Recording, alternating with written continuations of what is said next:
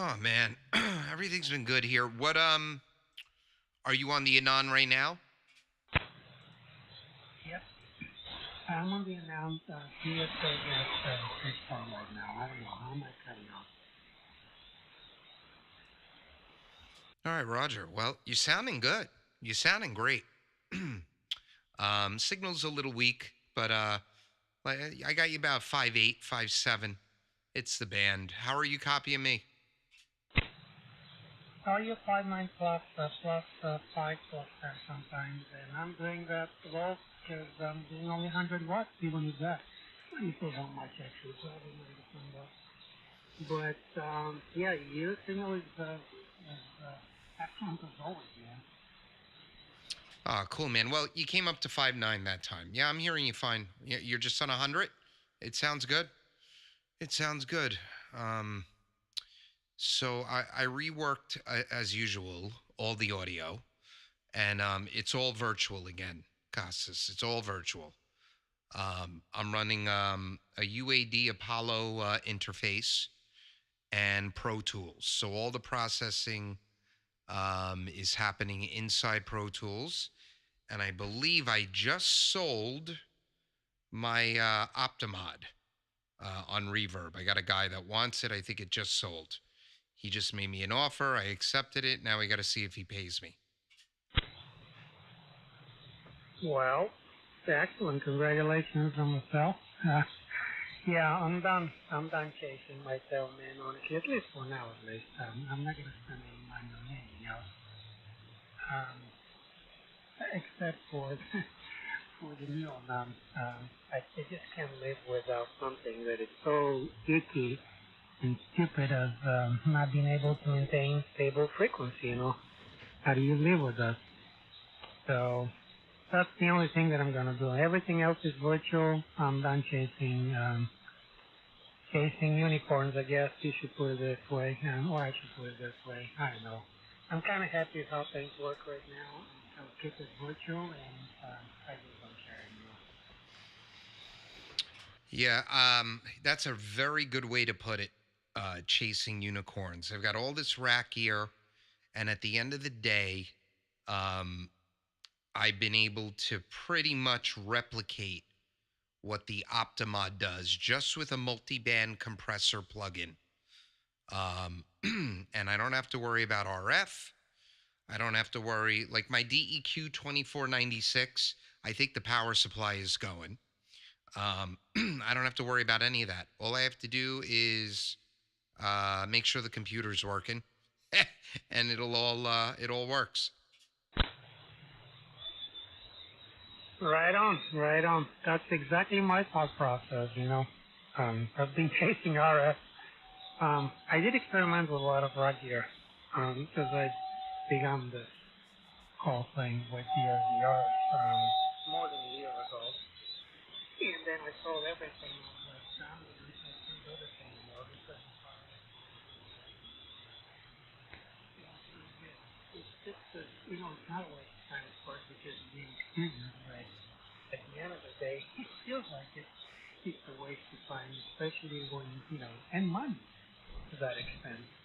Especially once you figure out that you could do everything pretty much with virtual gear. It's good, man. Like few milliseconds delay, who cares about that, right? Yeah, but with this Apollo interface, I have zero latency, zero. Now with the Apollo, you can process all the plugins right inside the interface. It has a DSP unit, so it uses zero computer power. I don't do that though. The only thing that I have turned on inside the Apollo is the V76 preamp. So the preamp plugin is being processed inside the Apollo. I then send that audio over to Pro Tools and process it in there. It sends it back to the Apollo interface. Um, and what do you call it? Yeah, it sends it back to the Apollo interface, and then I send it from there into Thetis. Right. The only thing that I'm doing external actually right now at this point in time is my not virtual audio, my audio, external audio, the microphone preamp and all that stuff. I just mentioned that in Discord. I don't know if you told that, but I did get one of those muffler interfaces, the Muffler Ultra Light NK5. Got a lot of the compression and and the gate and everything else, like the equalizer and all that, but I'm not using any of it. So I'm using it right now for a preamp, and everything else is heater. I figured that's a pretty good deal. So that's it, man.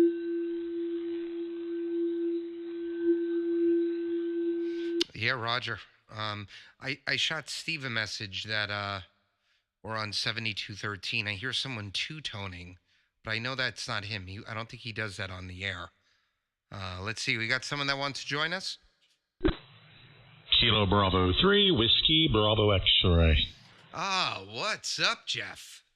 Holy schmoly, booming in here. Jeff, I'm in here with my friend Costas. Let me give you his call. Hold on. I do have it here. Kilo 0, Kilo Oscar Zulu. Costa, do you copy Jeff? Yep, 10-4, Jeff. I got you. I got you loud and clear here in Sterling, Virginia. About plus 15, plus 20. I'm warming up my amp. I'm gonna go quiet for a second, and I'll come back, folks. But yeah, hi Jeff. Nice meeting you. Nice meeting you. Yeah, I got you about 15 over. Sounding good here. Roger. Thanks for the 15. Yeah, Jeff. Wow, you're 25 over. I got the live stream on. You sounded marvelous, man. It sounds great.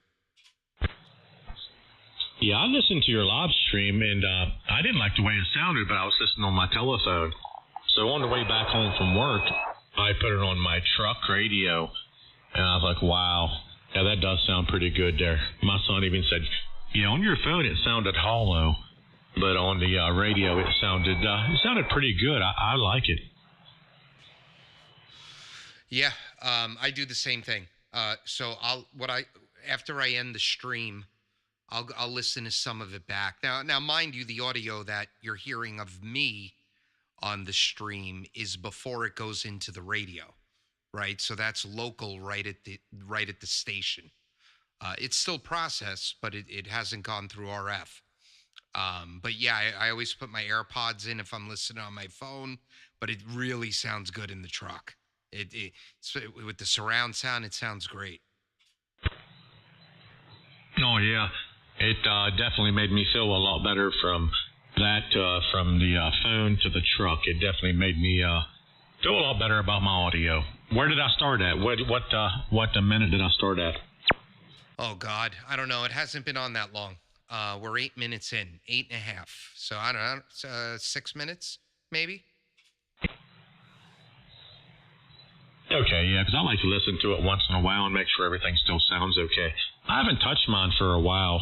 Ever since I got it set and you guys said it sounded good, I just left it be, and it's not broke, so I ain't fixing it. So hopefully I think it's where I want to be. Yeah, I wouldn't touch it, but I can't say that because I always touch it when it sounds good. But no, I wouldn't. It sounds great, man. It sounds really good. I think. Well, let's see. You're gonna know right now. Oh, come on.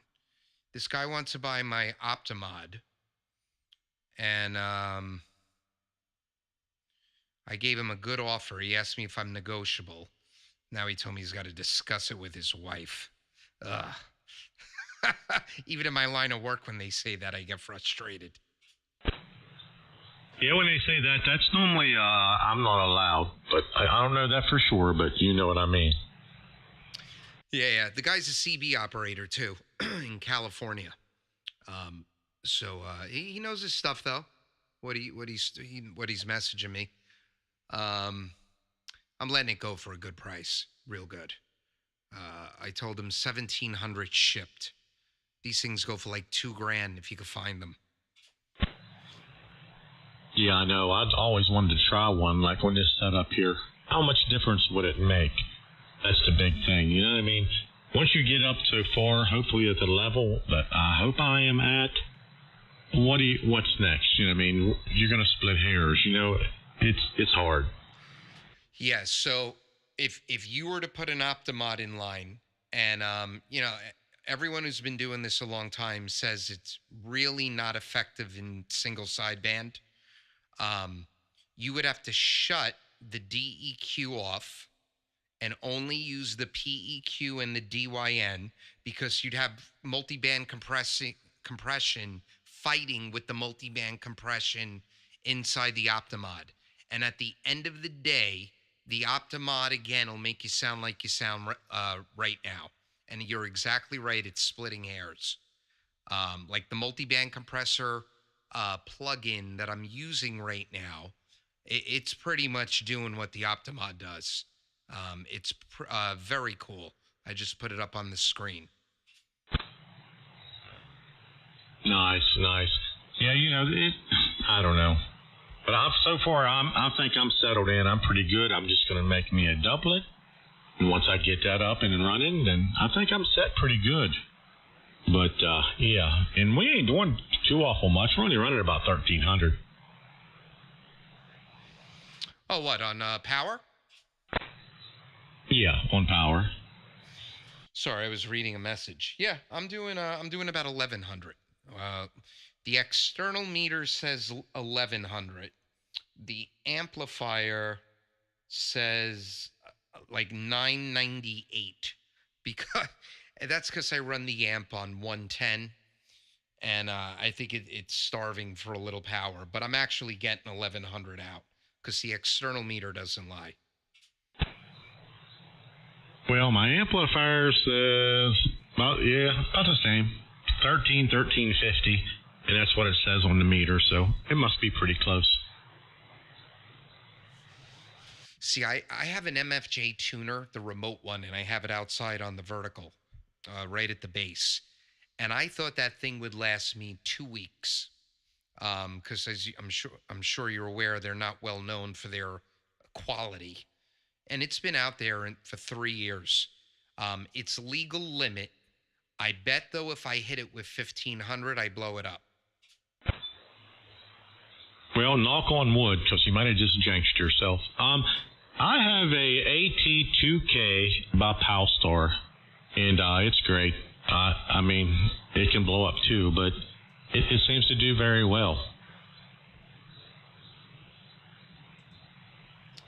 Yep, my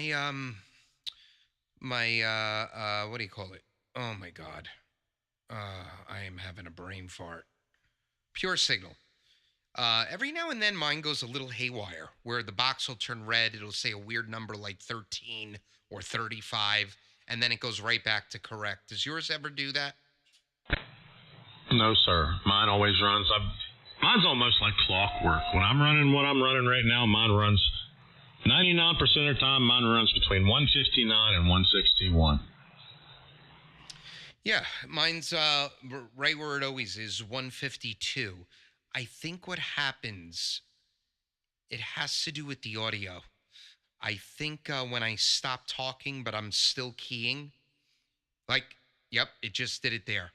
It just did it there. It just went nuts. Did I spike on the waterfall? I wasn't paying attention, but I will from now on.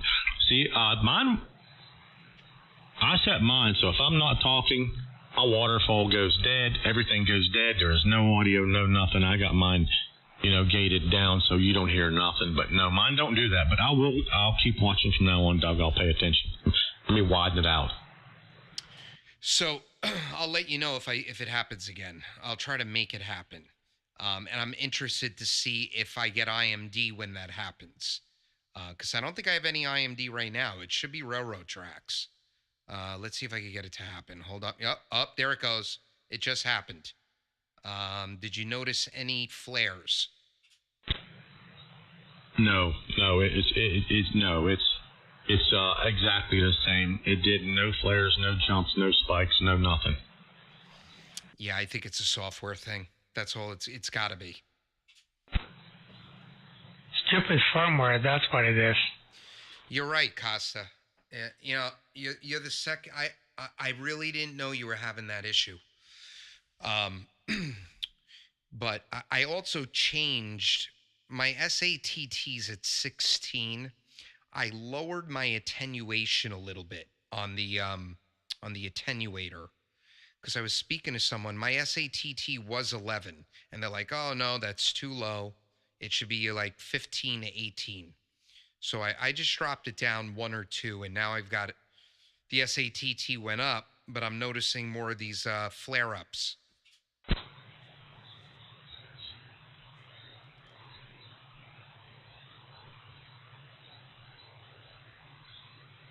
I didn't notice anything out of the ordinary when you were mentioning that your pure signal is compensating nothing. It was flat as before. Yeah, well, you're right. It's a firmware or a software issue.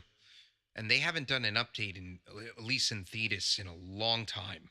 I know there was another update that another guy did, not Richie, to get the floating meter. I haven't installed that. I can send you a pack version, like a local version, so you don't have to do a full install if you wanted to. I did compile the latest by this other guy, by this German guy that has all the updates from MW0LGE plus other goodies. You want me to do this? Just shoot me over an email and I'll send you a link so you can download it. And how's it? Well, how's it working? And I know that's going to be hard for you to answer. It's going to be hard for me to answer because to me it works pretty much the same. There's zero difference from what I've seen before. The only thing that I like about this whole thing is the floating meter. The way that I have it set up, at least on RX1, it stays right on the top of the original meter. And it's pretty cool. You can take a look at it. I'll shoot you over a snapshot if you can send me your email. If your email on QRZ is correct, I'll shoot you an email and you can take a look at that. Yeah, the email there is good. It's my call sign, the number 80 at gmail.com. So KB2UKA80 at gmail.com. Roger, it's coming. Ooh, give me something to do tomorrow. Maybe I'll blow up the Anon because I'm just waiting for it to blow up. No, he won't. He can't blow this thing up, man. There's zero way they can blow this thing up. Do you still have the sun? Yes, sir. Until I get the stable config at home, I'm not gonna touch the sun. I'll keep it handy just in case, and I do have an FT991 Alpha as well, just as a backup of the backup. You know what I mean? Yeah, I miss it, man. It's a good radio. It's a good radio. I know they just released another beta update the other day. But if you want no problems with that radio, you just run V2 with the old firmware, and it works perfectly. There's no problem with it. I have no problems with V3, the latest V3, which is now at beta 10 something, or something. It's pretty cool, actually. It works great. It's pretty stable. No issues whatsoever. Yeah, I had no issues with V3 also. But I got rid of mine before the beta came out. So I was, even with the alpha versions, no problem whatsoever. And the signal's clean on it. It really is. So yeah, it doesn't have pure signal, but it's a great rig. Yeah, if they can only fix the automatic noise control, that would be amazing. You know, I'm just I'm just keeping it for the heck of seeing the progress on that front, because everything else is pretty cool, as you're saying.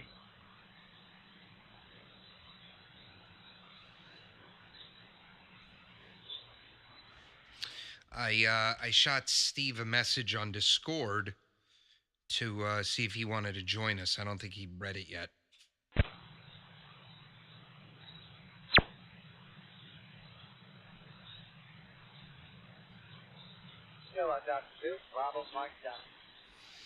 Kilo Delta 2, go ahead.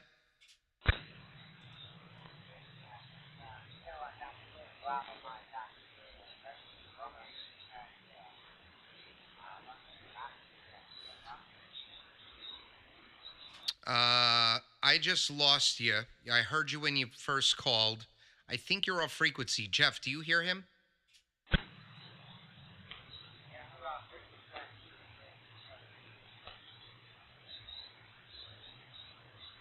Casa, do you copy him? I don't anymore. 455, but he's definitely off frequency. Frequency being 7213.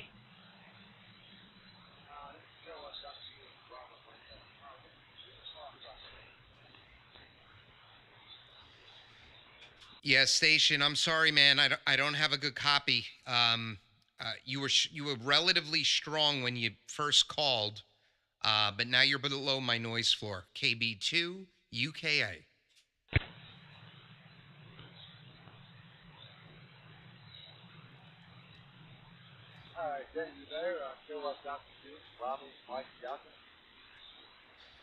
Okay, now I hear you better. Kilowatt Delta 2, Bravo Mike Delta. QSL, Richard?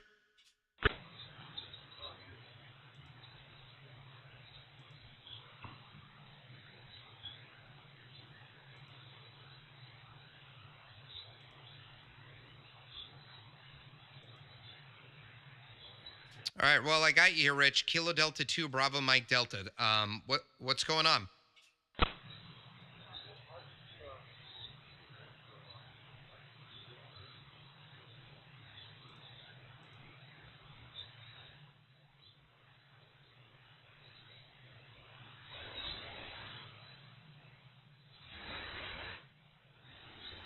And I lost you again. We're going to have to try another time, Rich. But thanks for jumping in. 73.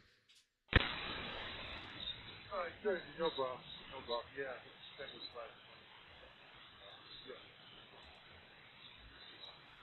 Hey, Jeff, did you make it back?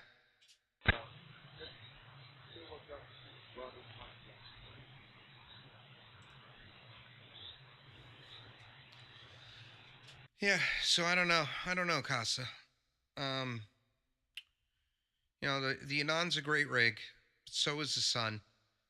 I would love, you know, and even the Flex are good. You know, if you're running them the right way and they don't break on you. I think somebody, if ICOM or Yaesu, Kenwood's done, so forget Kenwood. But if ICOM or Yaesu would release a turnkey full SDR rig, I think it would be lights out. Because they have the money and they have the infrastructure to really make something good. I am like 1,000% convinced this is going to happen, and rather quickly, within the next couple of years, man. I can't believe they're not going to stay up to snuff with everybody else. As you can see, they already have these hybrids, so they're so close. They can do this if they wish, to your point. So the problem with ICOM, at least what I've heard, is, you know, they have Bob Heil, and Heil Microphones is very involved with ICOM. And if they're going to make a full SDR, they've got to make an SDR that can go, 10K, 20K wide, the way these things can. And that's kind of sacrilege to Heil Microphone to do anything more than 2.9K. So I think maybe Yaesu might do it first. Well, I would bet on ICOM. Not that I hate ESOs, I love them. I'm a huge fan of ESOs, but I bet you that ICOM will do this quicker, knowing how slowly ESO basically reacts to the market. And plus, they are paying the neck with with updates and stuff like that, especially firmware updates. ICOM beats them. Yeah, that's true. Well, I think ICOM's a better radio, 100%, than Yaesu. Also a cleaner radio. The signals are cleaner on ICOMs. So yeah, well, we've got the Hamvention coming up again next year. Any year now, they've got to release it because ICOM, Yaesu, forget about Sun and Anon. They've been losing market share to Flex for a while now, right? Like a lot of guys eventually buy a Flex. So if they want to, just from a business standpoint, they've got to release one. I completely agree with you, and that's what I was thinking too. From a business standpoint of view, they gotta stay on top, right? It's just impossible. Everything is SDRs nowadays. It's just I can't believe that anyone that has any experience or have had any experience with SDR will look back at regular radios, man. I'm talking about desktop stuff, right? Of course, for the road. While you're in the shack, I can't believe that anyone would want to muck around with any of the, old radios. No, that's the problem. That's why I keep buying audio gear, Casa, because I want to buy something. Years ago would have been I'd be buying radios, but once you have an SDR, I can't see myself using a traditional radio anymore. So I'm going to keep the Anon until something better comes along. I agree. My only complaint is this problem with the frequency thing, but it's not a big deal. It's once it warms up, it's not a huge offset, so it's not a big deal. I shouldn't be complaining too much, Well, no, but they're expensive radios and they should work. And, it's one thing for the software to go crazy, but they need to be able to output power and stay on frequency. That's like basic stuff. Well, I know you got to wait until February for the 8000, but hopefully you have no issues with that. And that's going to be a great rig. Yeah, man, I can't wait for it because of the embedded amp. I'm not doing more than 500 watts, period. And I'm not intending to do anything more than 500, so, that should be a pretty good fit for my needs at least. It will satisfy all of my requirements. And then ACOM, and then my HF amp, and the Sun, and the 7000 are going on for sale. And I'm cleaning house. Yeah, it's good to do. Puts a little cash in your pocket. That's what I'm going to. I've got all this equipment here that I'm probably not going to use, so I'll sell it. And you know what? If I ever need it again, you buy it again. That's what you do. Exactly. All right, I think I'm going to need a boat in about 5 minutes. Just heads up. I have to go Home Depot, buy a couple of things, and then do some more shopping. And then it's going to be dinner time. But in any case, it's good catching up with you, Doc. I'm very happy that I ran into you. Good chatting with you. I'm going to bid you Happy New Year because I don't know if I'm going to catch you again soon before New Year's. Wish you all the luck, all the best.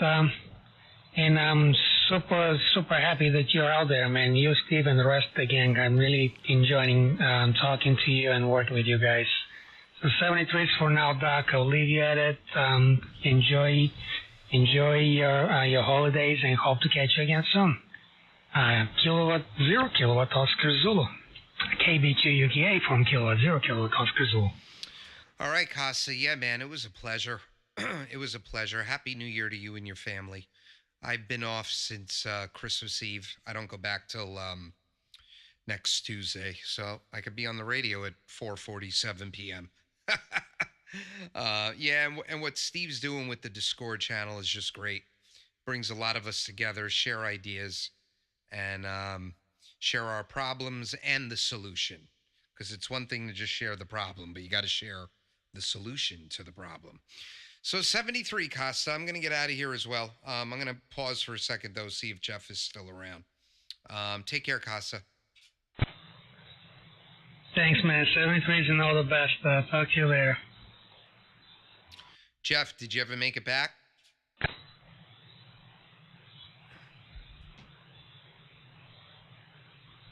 Kilo Bravo 3, Whiskey Bravo X-Ray, KB2, UKA. Well, I'm out. KB2, UKA, QRT. All right, later, guys. Hope everyone has a beautiful evening.